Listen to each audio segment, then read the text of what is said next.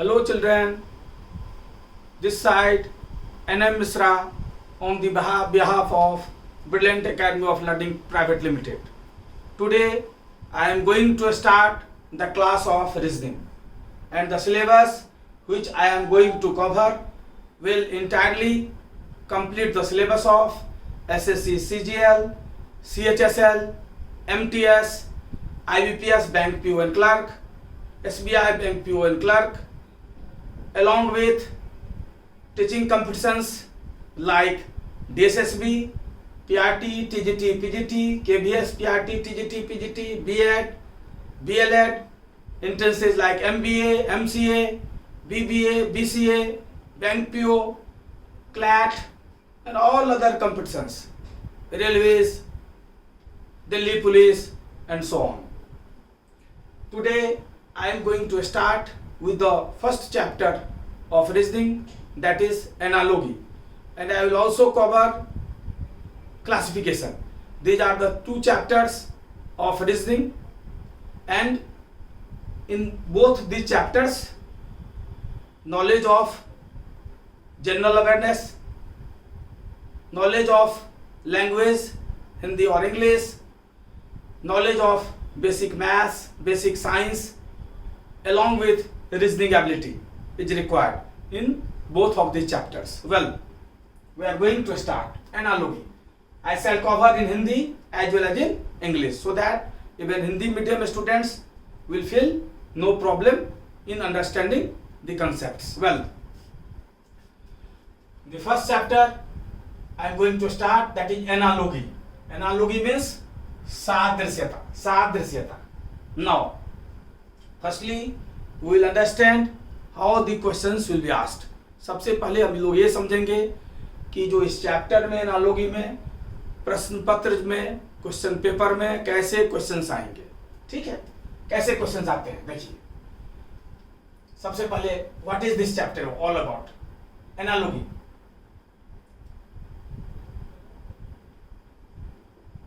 Analogy means similarity.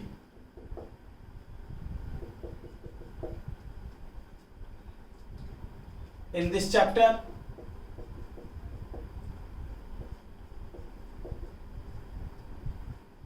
we have to find the relationship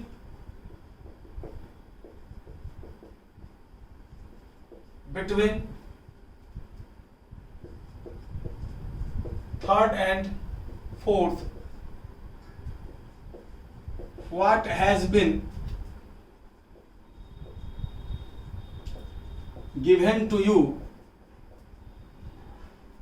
in first and second. मतलब पहले और दूसरे में जैसा संबंध दिया गया है वही संबंध आपको तीसरे और चौथे में ढूंढना होता है. चौथा जो है वो दिए गए ऑप्शंस में से आपको ढूंढना होगा. तो सबसे पहले आपको समझना होगा कि पहले और दूसरे में क्या रिलेशन है, और वही रिलेशन तीसरे और क्वेश्चन मार्क के बीच में ढूंढेंगे आप दिए गए ऑप्शंस में से. ठीक है, इसी चैप्टर को बोलते हैं एनालॉजी. ठीक है, इसमें तीसरे और चौथे में वही संबंध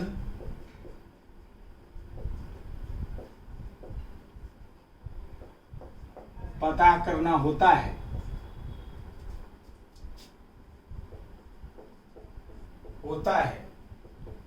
जो पहले और दूसरे में दिया हुआ है. ठीक है, इस चैप्टर में आपको this chapter requires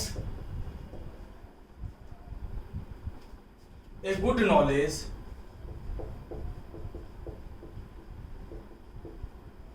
of general awareness,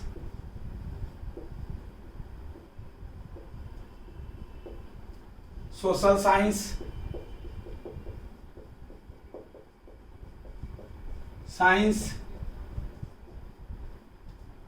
language, that is Hindi और इंग्लिश, हिंदी और इंग्लिश।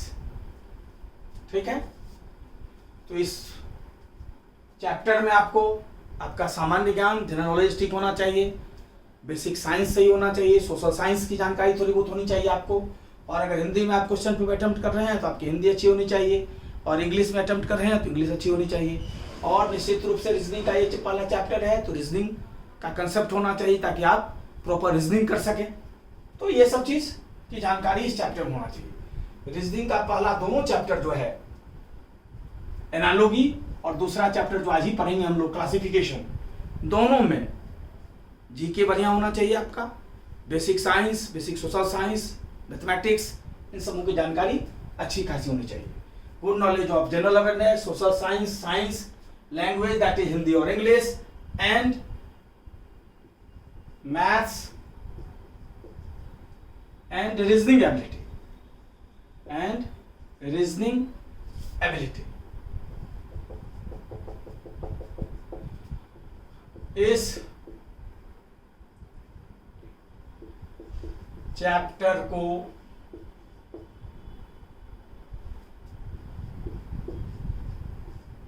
करने में आपको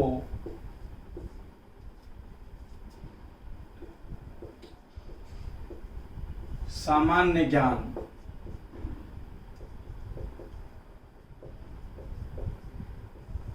सामाजिक विज्ञान,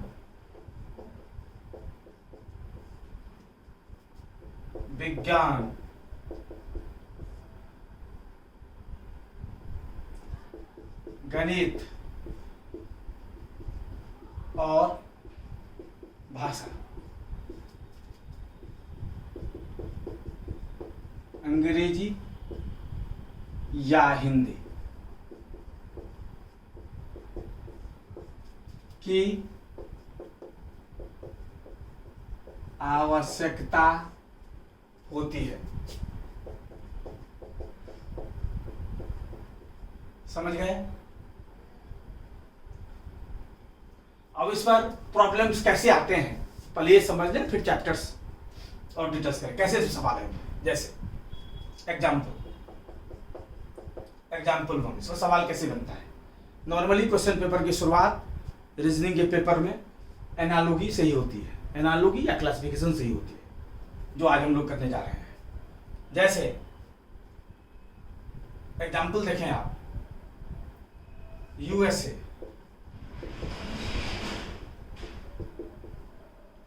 Washington DC,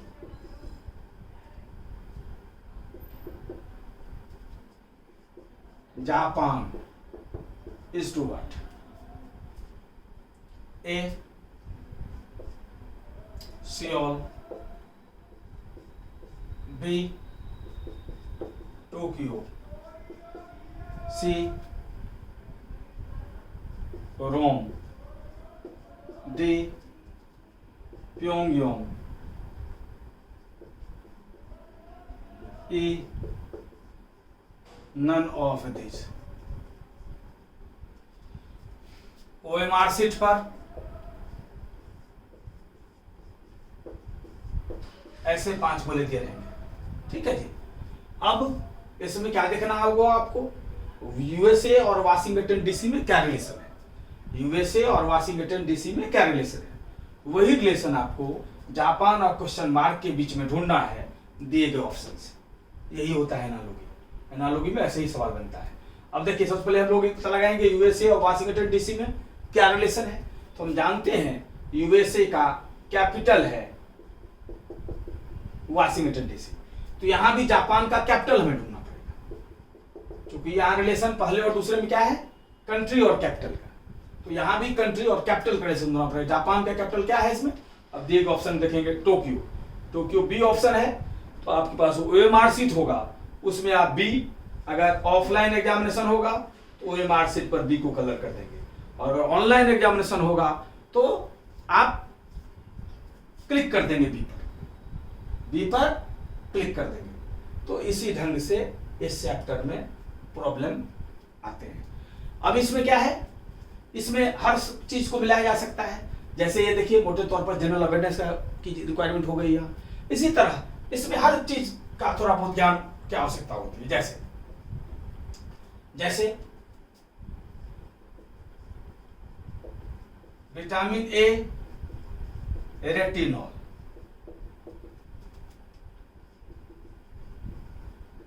vitamin E what, अब ए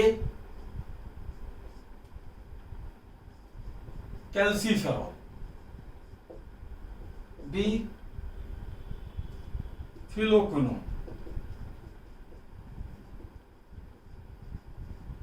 सी ascorbic acid, D none of this.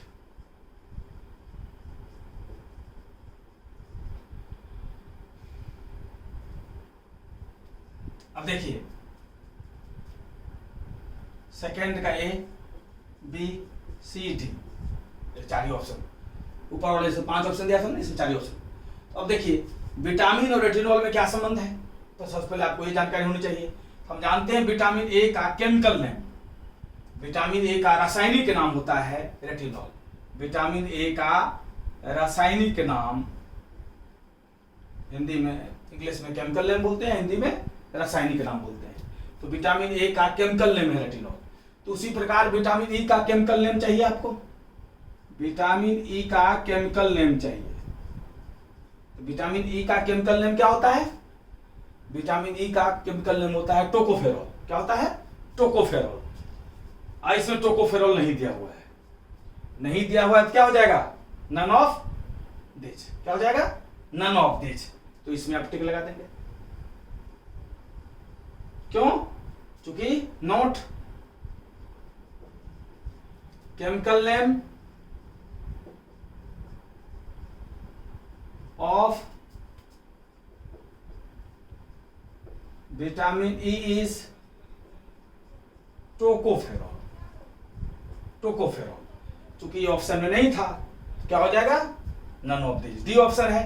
तो OMR शीट पर अगर ऑफलाइन एग्जामिनेशन होगा सेकंड के डी में हम कलर कर देंगे, और ऑनलाइन एग्जामिनेशन होगा तो कर्सर को ले जाकर डी पर क्लिक कर देंगे। ठीक है जी, इस प्रकार से इस पर सवाल बनते हैं। ठीक है, कुछ और एग्जांपल्स लेते हैं हम लोग ताकि बिल्कुल क्लियर हो जाए। ठीक है बच्चों, ये आप लोग समझ गए होंगे। अब इसको इरेज कर देता हूं। क्या है इस चैप्टर, कौन सा चैप्टर पढ़ रहे हैं, पहले सबसे पहले जाना जरूरी है। रीजनिंग का कौन सा चैप्टर पढ़ रहे हैं हम लोग, एनालॉजी। ठीक है, एनालॉजी क्या होता है, पहले दूसरे का जो रिलेशन है वही तीसरे और चौथे में हम ढूंढते हैं। चौथा ऑप्शन नॉर्मली दिए गए ऑप्शंस में से चुनना पड़ता है आपको। सबसे पहले जरूरी क्या है, ये समझना कि पहले और दूसरे में क्या रिलेशन है, वही रिलेशन आप तीसरे और चौथे में ढूंढते हैं। इसलिए इसमें जीके भी हो सकता है, साइंस से भी मिलाया जा सकता है, सोशल साइंस से भी मिलाया जा सकता है, मैथ से भी मिलाया जा सकता है, जो एग्जाम्पल्स के थ्रू हम लोग समझेंगे। और डिटेल्स में जो आपको स्टडी मटेरियल मिलेगा उसमें डिटेल्स में सारा आपको और एक्सरसाइज मिलेंगे जिस पर और डिटेल्स में आप करेंगे। ठीक है, इसको मिटा दूं, कोई दिक्कत, very good.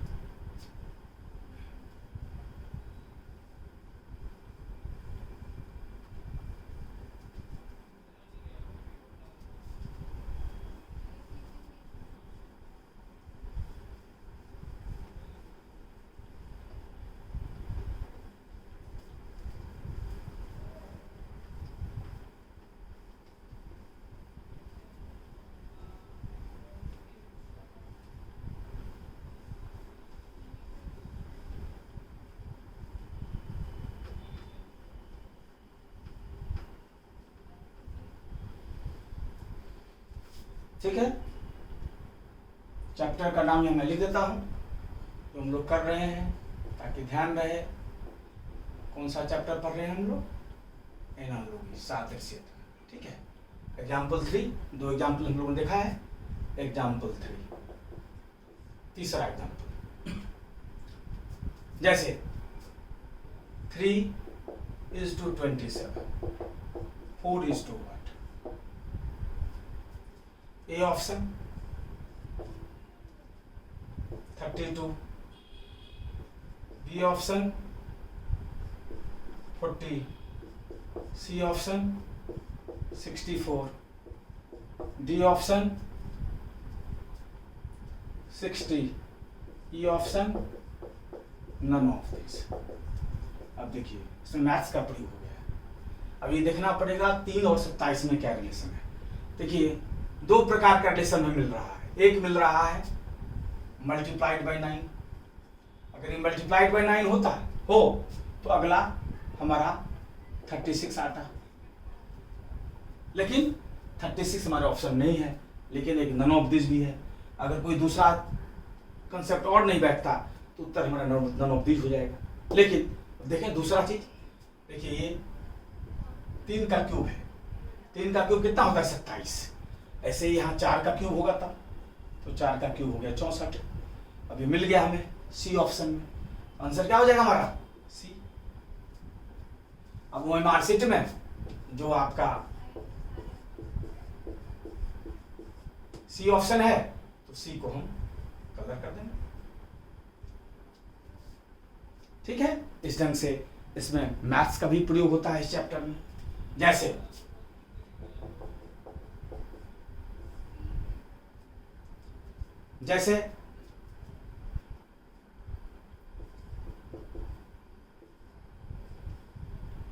Akbar is to Birbal.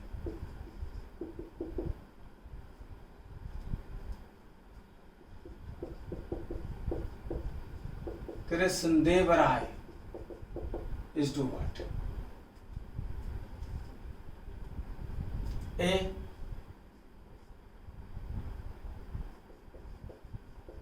Tenaliram, B, Gonu Jha, C, Mulla Do Pyaza, D, none of these. Fourth A, B, C, D, E। ठीक है, अब देखेंगे अकबर और बीरबल में क्या संबंध है। वही कृष्णदेव राय क्वेश्चन मार्क में। अकबर के दरबार में सबसे हाजिर जवाब कौन था? बीरबल। उसी प्रकार कृष्णदेव राय के दरबार में सबसे हाजिर जवाब कौन था? तेनालीराम। कौन था? तेनालीराम। तेनालीराम उत्तर होगा। तेनालीराम कौन सा ऑप्शन है? ए ऑप्शन है, ए को टिक लगा देंगे। ठीक है जी, इसी प्रकार से जैसे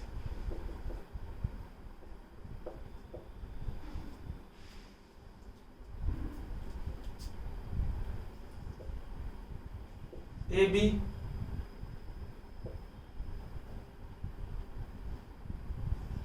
जेड वाई,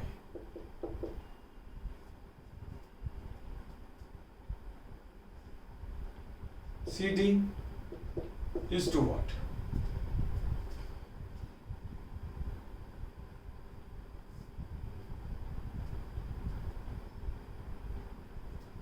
ठीक है, A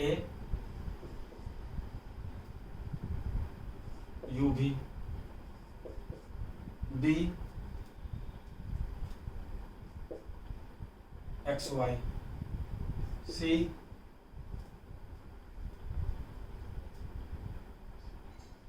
ST, D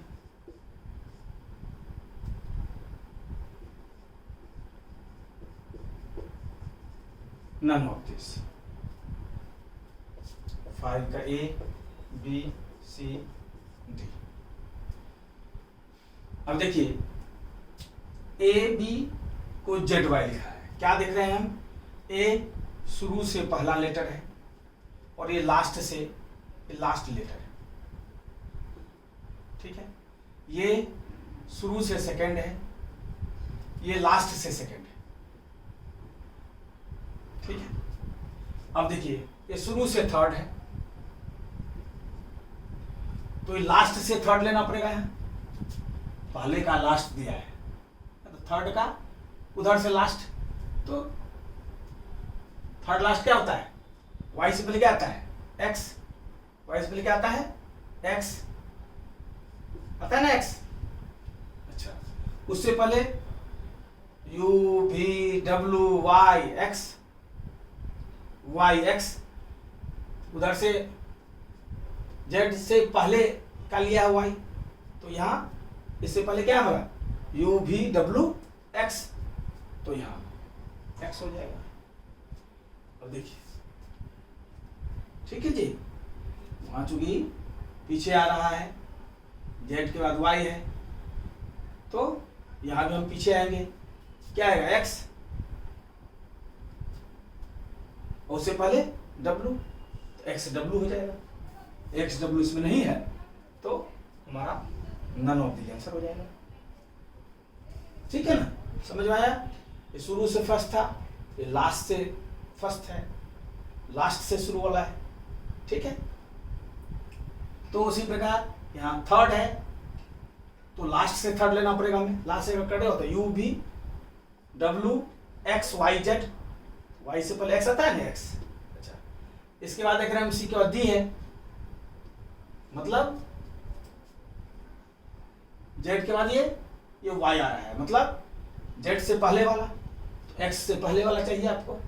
एक्स से पहले वाला आता है डब्लू, एक्स डब्लू हो जाएगा, इसलिए नन ऑफ दिस बैठ गया, नन ऑफ दिस ठीक लगा दीजिए इसे। ठीक है, इसी ढंग से,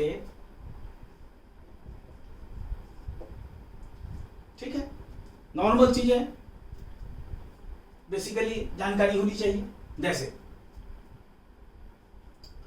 iodine goitre, iodine goitre, iron what, A,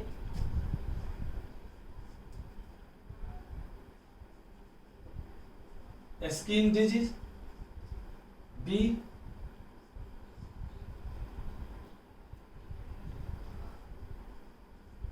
anaemia, C, night पैनलेस,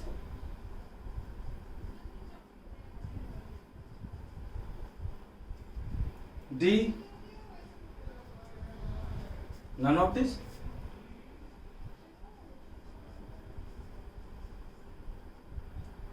ठीक है बच्चों, 6 का ए, बी, सी, डी। अब आयोडीन और गोइटर में क्या रिलेशन है, आयोडीन के कमी से गोइटर होता है, जिसको हिंदी में बोलते हैं गलगंड या घेंघा रोग। तो आयोडीन की कमी से क्या होता है, गलगंड या घेंघा रोग, गोइटर इंग्लिश में बोलते हैं। इस पर लोहे की कमी से, आयरन की कमी से क्या होता है, एनीमिया। एनीमिया, एनीमिया हमारा बी ऑप्शन है, इसलिए हम बी में टिक लगा देंगे, कोई मार्क शीट में कलर कर देंगे बी को। ठीक है, इस ढंग से इसमें प्रॉब्लम्स बनते हैं। अब इसको मिटा देते हैं, कुछ एग्जाम्पल्स और देख लेते हैं हम लोग। क्लियर है बच्चों, कहीं भी कोई दिक्कत हो तो जरूर पूछें, बार बार पूछें। रीजनिंग नॉर्मली बच्चों के लिए ज़्यादा आसान होता है।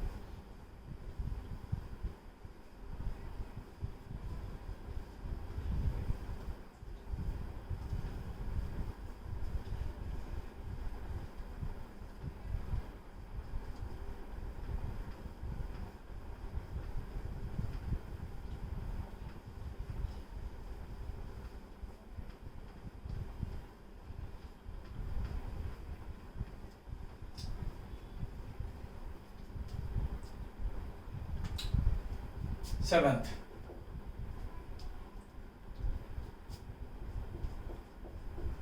प्रोस्पेरिटी मतलब संपन्नता। एडवर्सिटी,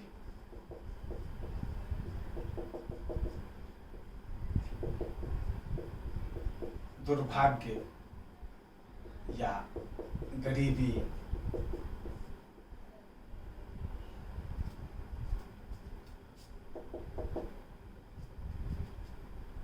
फ्रूगल,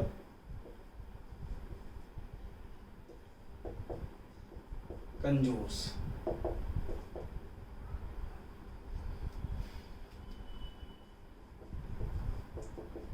माइजर,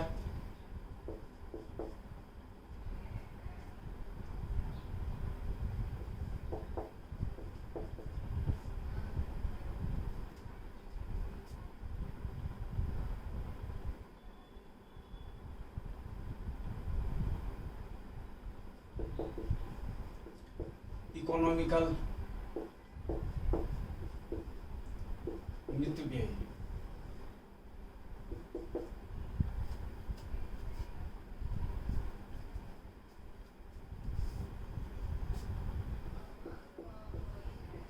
generous, उदार, none of this, इनमें से कोई नहीं।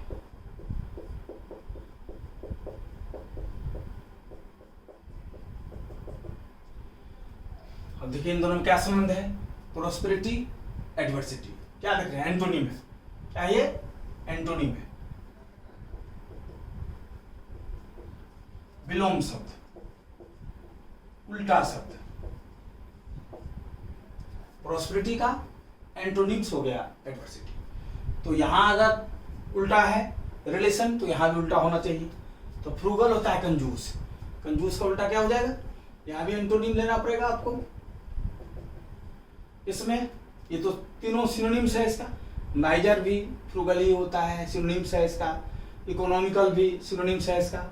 जनरस जो है ये इसका एंटोनिम हो गया। तो जनरस हमारा उत्तर हो जाएगा। ठीक है, ये उल्टा है। जो रिलेशन दोनों में है वो यहाँ रिलेशन आ गया। तो सेवंथ का सी हो जाएगा। ठीक है, जो ऑप्शन रहेगा उसको आप जैसे ए, बी, सी और डी, तो हमारा सी ऑप्शन है तो सी को कलर कर देंगे। ठीक है, इस प्रकार से इंग्लिश का प्रयोग हो सकता है। जैसे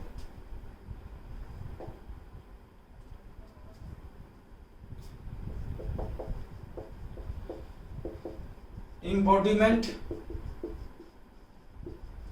incarnation, embodiment, incarnation,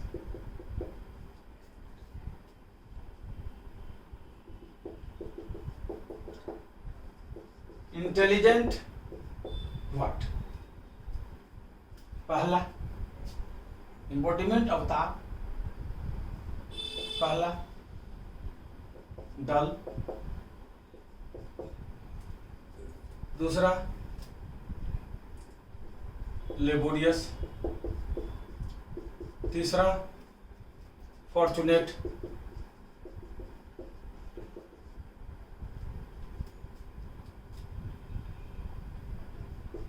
इंटेलेक्चुअल। अब देखिए इंबॉडीमेंट, इनकार्नेशन दोनों क्या है? दोनों सिनोनिम्स है, समानार्थक शब्द। सिनोनिम्स, समानार्थक।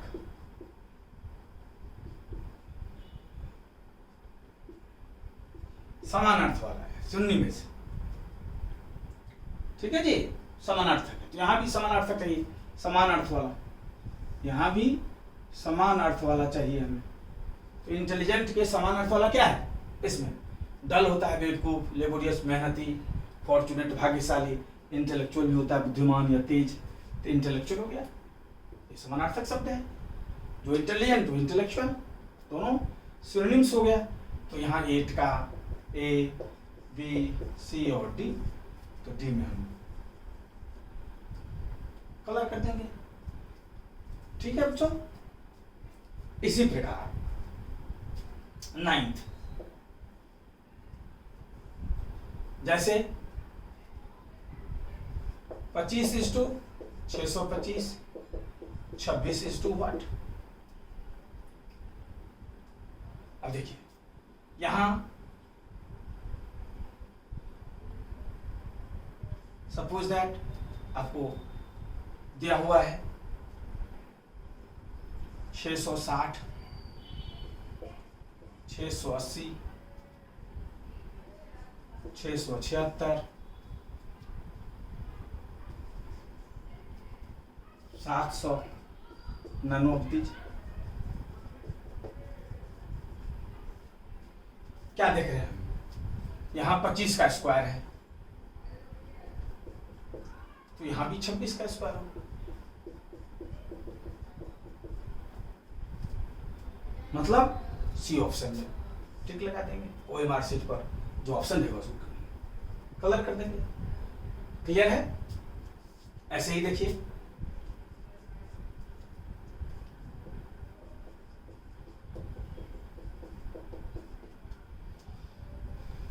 क्या देख रहे हैं हम? जैसे ऑप्शन है 1700, 1720, 1728, 1740, 99। अब देखिए क्या है रिलेशन, ये 11 का क्यूब है, तो यहां भी 12 का क्यूब होगा। 12 का क्या बैठता है? 1728, तो ये आपका आंसर हो जाएगा। ठीक है बच्चों, देख लें, कहीं भी कोई दिक्कत है तो पूछ लें, कोई भी दिक्कत हो कहीं भी तो पूछ लें। ठीक है, बिल्कुल कोई दिक्कत नहीं। वेरी गुड, मिटा दूं इसे बेटे? ठीक है, thank you.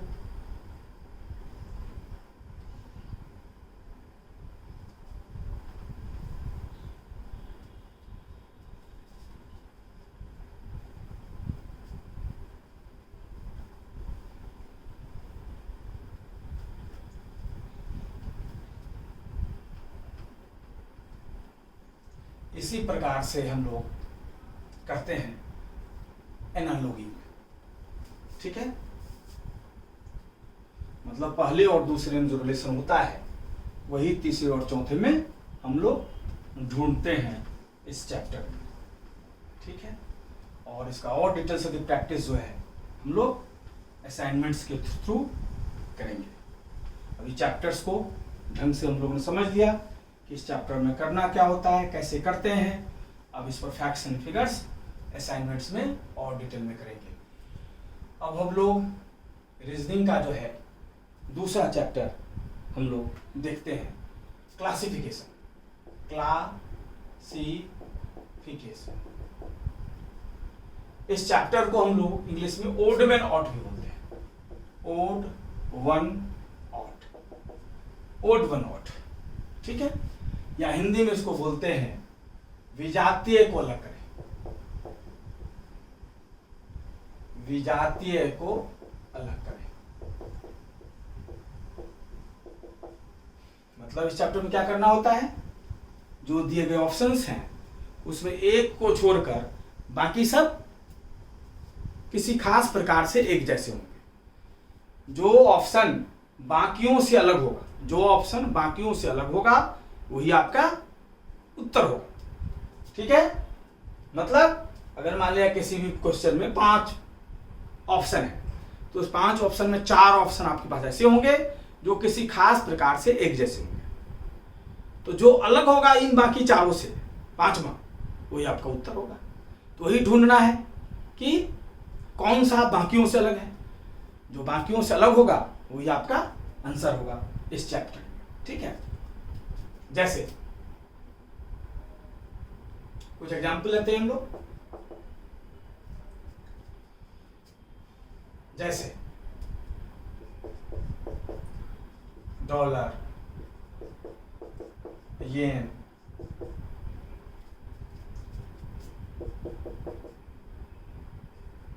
क्यात,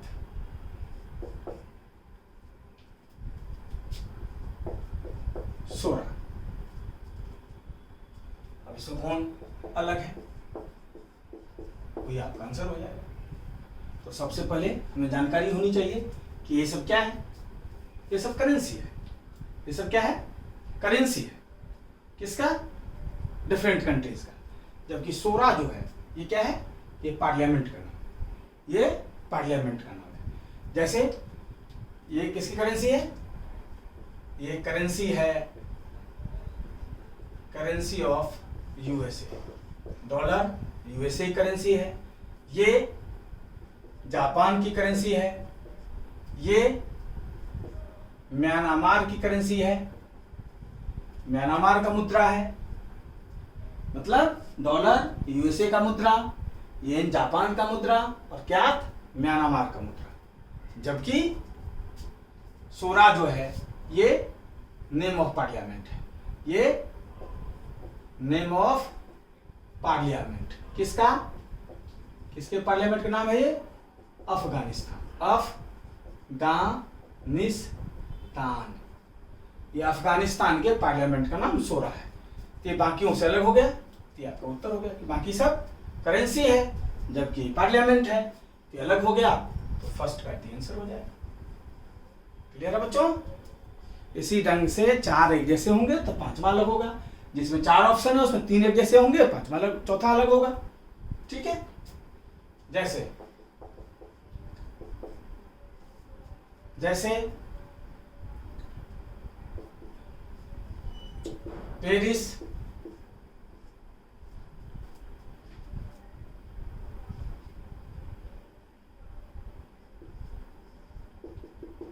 Berlin,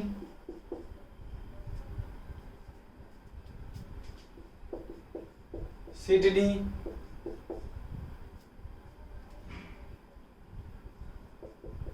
Copenhagen. Second का ए बी सी डी।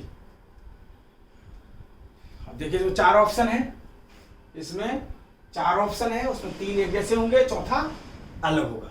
वही सबसे जो अलग है वही ढूंढना है आपको। तो देखिए इसमें सारा कैपिटल है एक को छोड़कर। ठीक है जी, ये है capital of France, capital of France Paris. ये क्या है? Capital of Germany, capital of Germany. जबकि ऑस्ट्रेलिया जो है ये क्या है? ये major city of Australia, but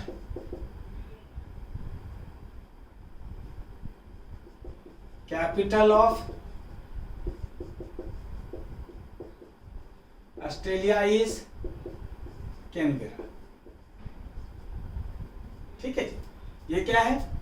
capital of Denmark, capital of Denmark. सबसे अलग क्या हो गया?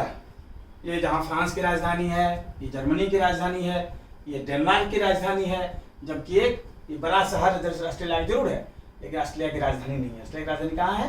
कैनबेरा। इसलिए कौन सा उत्तर हो गया? सी। तो सी में टिक लगा दें। ठीक है बच्चों, जैसे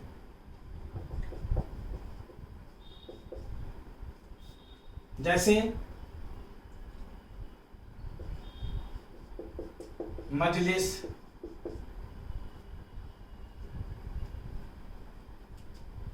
डाइट,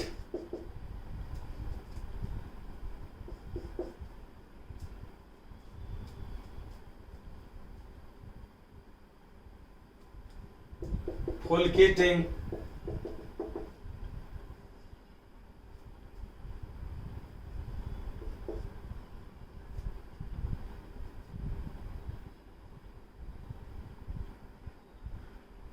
none of this.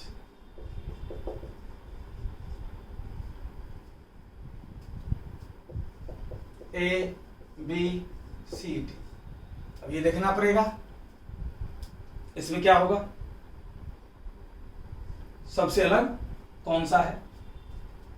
अगर तीनों एक जैसा होगा, अगर तीनों एक जैसा होगा तो नन ऑफ दिस उत्तर हो जाएगा। ठीक है जी, तीनों अगर एक जैसा होगा, तीनों में कोई अलग नहीं होगा, नन ऑफ दिस उत्तर हो जाएगा।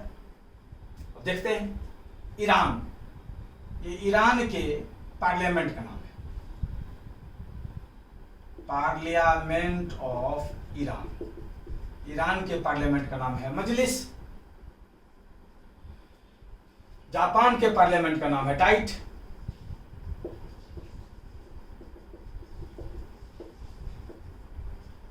और डेनमार्क के पार्लियामेंट का नाम है फुलकेटिंग। डेनमार्क के पार्लियामेंट का नाम है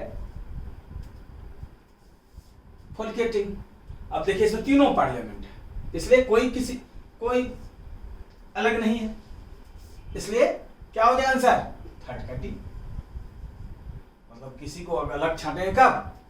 जब किसी खास प्रकार से अलग होगा। चूंकि ये तीनों पार्लियामेंट का टाइप है, इसलिए ये अलग हो गया। नन ऑफ दीज आंसर हो जाएगा इसमें। क्लियर है? जैसे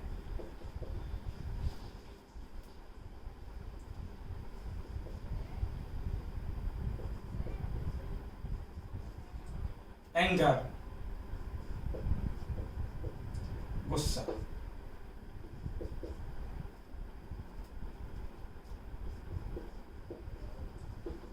थर्स्टी, प्यासा,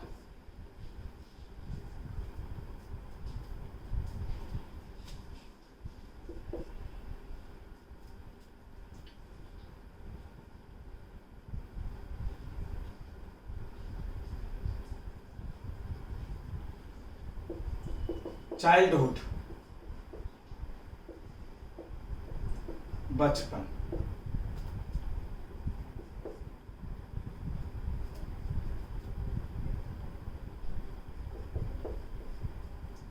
नॉलेज, ज्ञान, ए क्विक,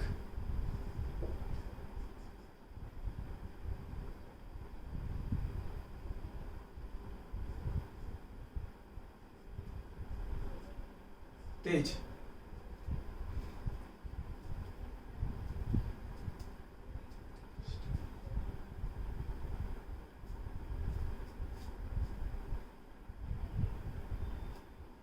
थर्स्ट,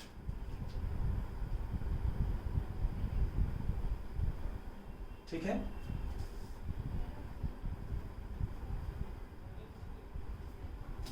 अब देखिए इसमें सबसे अलग कौन लग रहा है आपको? इसमें सबसे अलग क्या लग रहा है बच्चों?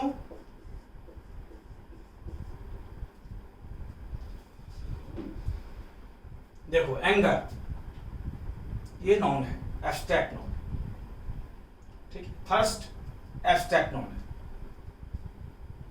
चाइल्डहुड एब्स्ट्रैक्ट नॉन है, नॉलेज एब्स्ट्रैक्ट नॉन है, जबकि क्विक एडजेक्टिव है।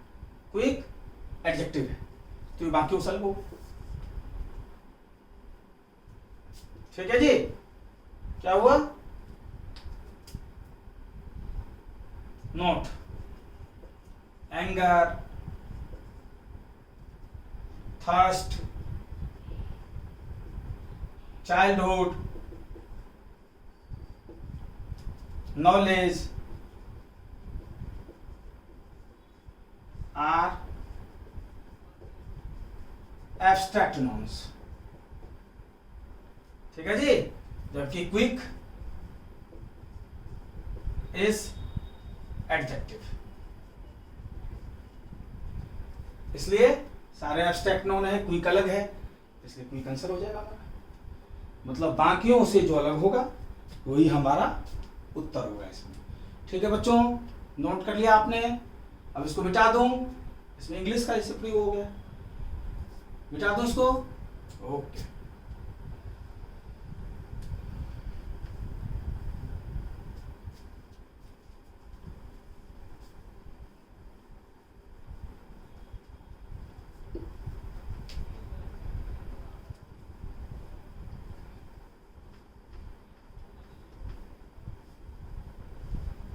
बार बार वीडियो को देखने से बहुत चीज़ें सही स्पष्ट हो जाती हैं। और आज चूंकि पहली क्लास है तो धीरे धीरे चल रहे हैं हम, जैसे जैसे बढ़ेंगे और डिटेल्स में इन चीज़ों को पढ़ेंगे। जब चैप्टर्स में आएंगे तो इन चीज़ों को और डिटेल्स में पढ़ेंगे, और आप खुद भी कर पाएंगे। ये सब पढ़ लेने के बाद खुद भी चैप्टर्स का बहुत चीज कर पाएंगे। टीचर्स की हेल्प की कम जरूरत पड़ेगी आपको, आगे हमें कम आपको बताने का मौका मिलेगा, क्योंकि बहुत चीज आप लोग खुद कर लेंगे। ठीक है बच्चों।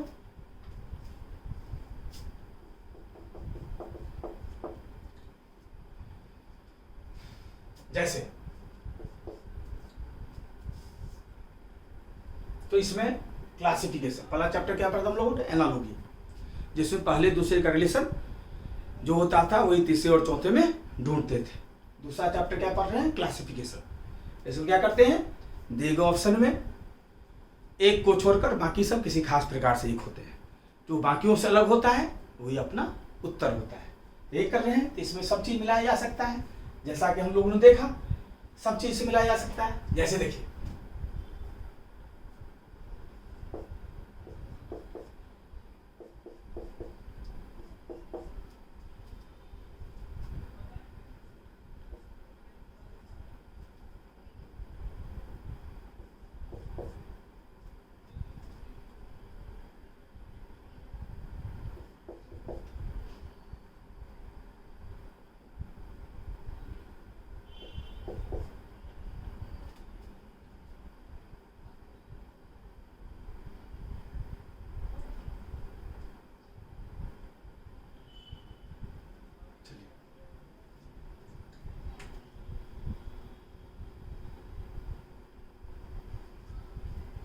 इसको 49 कर दिया।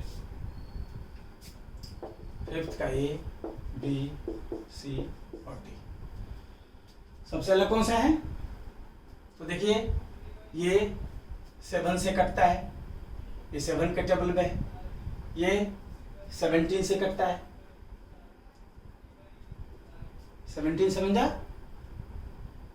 119, और ये 19 के टेबल में है, 19 9 जा 171, ठीक है। जबकि ये 31 प्राइम नंबर है तो 31 हमारा आंसर हो जाएगा, ठीक है जी। ये 7 से जैसे कट रहा है, 7 गुना 7 है, ये 17 गुना 7 है, ये 19 गुना 9 है, जबकि ये प्राइम नंबर है हमारा। प्राइम नंबर पिछले क्लासेज हम लोगों ने पढ़ाई है, किसे पता है प्राइम, जो एक और खुद के अलावा किसी से न कटे। तो बाकी सब कंपोजिट है, बाकी तीनों, ये तीनों कंपोजिट है, बी सी और डी कंपोजिट है, जबकि ये प्राइम है, इसलिए हमारा आंसर ए है। 31 अभाज्य संख्या है, जबकि बाकी सब बी सी और डी भाज्य संख्या है, किसी न किसी से कट रहा है, इसलिए उत्तर क्या हो जाएगा, फर्स्ट। फिफ्थ का ए। इसी ढंग से हम इसमें करते हैं, जैसे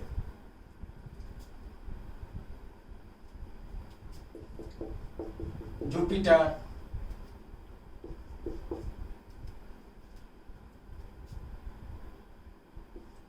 universe,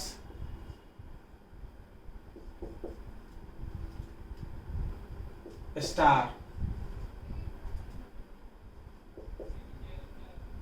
Galaxy,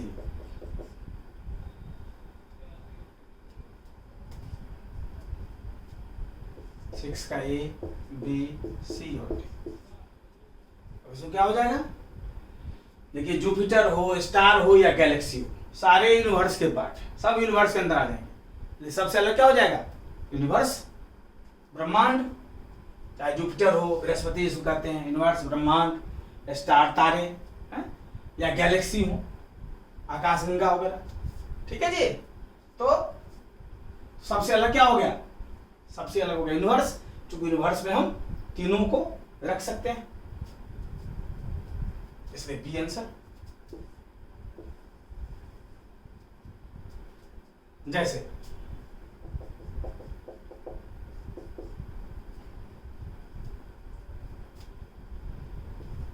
set, स्टाई, stable, then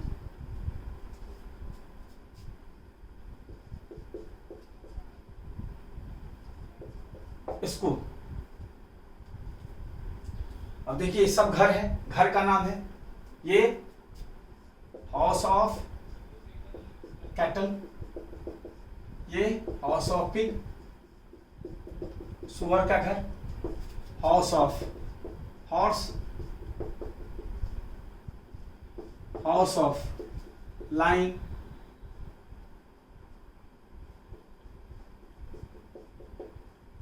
ये अलग हो गया स्कूल। प्लेस टू स्टडी, ये पढ़ने का स्थान है, बाकी घर का स्थान, घर का नाम है, इसलिए ये अलग हो जाएगा सब। इसलिए 7th का A B C D और E सबसे अलग E हो जाएगा, E में टिक लगा देंगे। ठीक है। एग्जाम्पल A, स्वॉर्ड मतलब तलवार,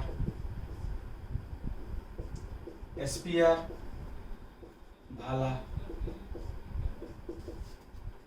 नाइफ चाकू, डैगर छुरा,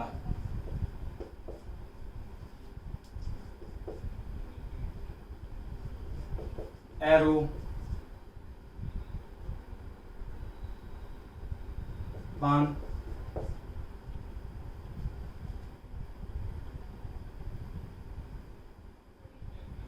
वान ही होता है, वान। चलो एरो, तो इसमें सबसे अलग कौन सा हो जाएगा? देखिए सारे अस्त्र हैं, ये सब हाथ में रख के चलाते हैं, चाहे तलवार हो हाथ में रख के चलाते हैं, भाला हाथ में रख के चलाते हैं, चाकू हाथ में रख के चला रहे हैं, डैगर हाथ में रख के चलाते हैं, इसको अस्त्र बोलते हैं। क्या बोलते हैं? ABCD अस्त्र है, जबकि एरो फेंक के चलाते हैं, मिसाइल की तरह थ्रो करके। तो एरो बाण अलग हो गया, ये शस्त्र है, बाकी सब अस्त्र है, इसलिए ये अलग हो जाएगा।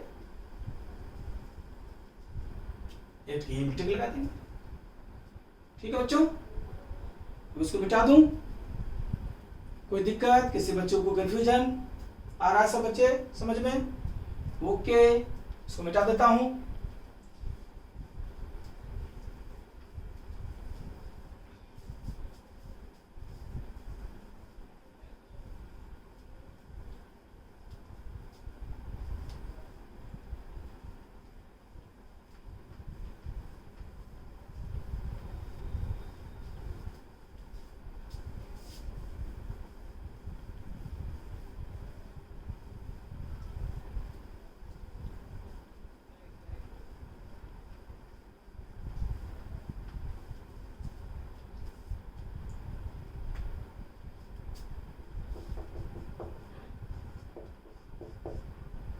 ठीक है बच्चों, अब देखो, जैसे पॉन्ड तालाब, लेक झील,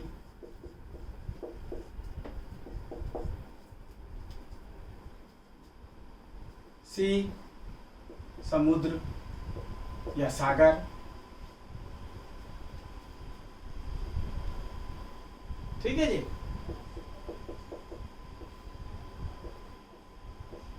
रिवर नदी, पुल,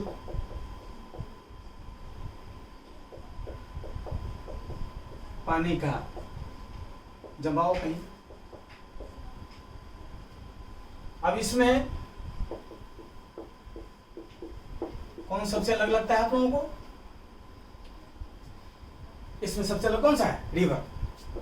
क्यों? बाकी सबका पानी बंद है, चाहे वो पॉन्ड हो, लेक हो, सी हो, पुल हो, लेकिन रिवर का पानी जो है वो लगातार फ्लो में होता है। रिवर का पानी लगातार फ्लो में होता है, इसलिए आपका आंसर क्या हो जाएगा? डी। सबसे अलग क्या हो जाएगा? डी। इसी ढंग से करते हैं, सबसे अलग ढूंढना होता है। जैसे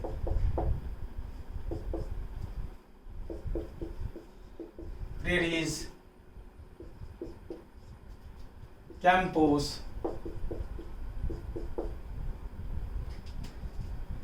डॉन्स, ग्रासलैंड। अब देखिए, प्रेरीज नॉर्थ अमेरिका का घास का मैदान है, नॉर्थ अमेरिका का ये पर्टिकुलर ग्रासलैंड है। कैंपोस साउथ अमेरिका का ग्रासलैंड है।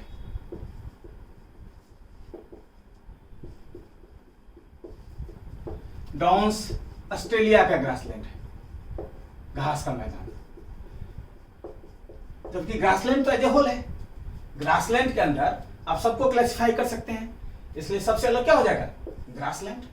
इसलिए ऑप्शन में 10th का A, B, C, D 4 option अगर है OMR शीट पर देख लेंगे, D सबसे अलग है।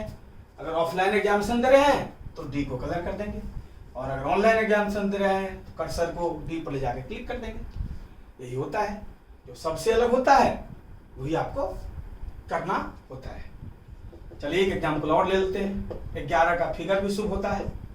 उम्मीद करते हैं कि आप चैप्टर समझ ही गए होंगे, फिर भी एक एग्जाम्पल और ले लेते हैं, ठीक है।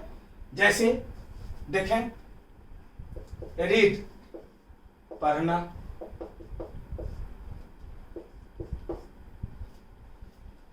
प्ले खेलना, सी फाइट लड़ना,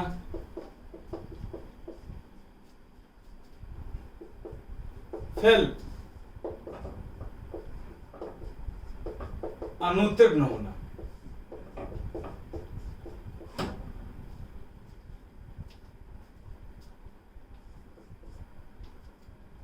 ऑनेस्ट ईमानदार। अब इसमें सबसे अलग कौन सा बच्चों लग रहा है, देखिए ये सब एक्शन वर्ड है, रीड हो, प्ले हो, फाइट हो, फेल हो, ये सब एक्शन वर्ड है, जबकि ऑनेस्ट एडजेक्टिव है, इसलिए अलग हो गया। तो 11 के इटमेटिक लगा देंगे। इसी प्रकार क्या देखा बच्चों हम लोगों ने, इसमें इंग्लिश का प्रयोग हो सकता है, अगर हिंदी में कर रहे हैं तो हिंदी का प्रयोग हो सकता है, मैथ्स का प्रयोग हो सकता है, सोशल साइंस का प्रयोग हो सकता है, साइंस का प्रयोग हो सकता है। तो चैप्टर उम्मीद करता हूँ मैं समझ गए होंगे। बाद में जब हम लोग चैप्टर वाइज करेंगे तो और डिटेल्स में समझेंगे, असाइनमेंट से समझेंगे, तो ज़्यादा एग्जाम्पल्स आपके पास होते हैं। चैप्टर आप लोग समझ ही गए कैसे करना होता है, ठीक है बच्चों। तो आज का क्लास समाप्त होता है, अगले क्लास में हम लोग सीरीज करेंगे। Okay, thanks, enjoy.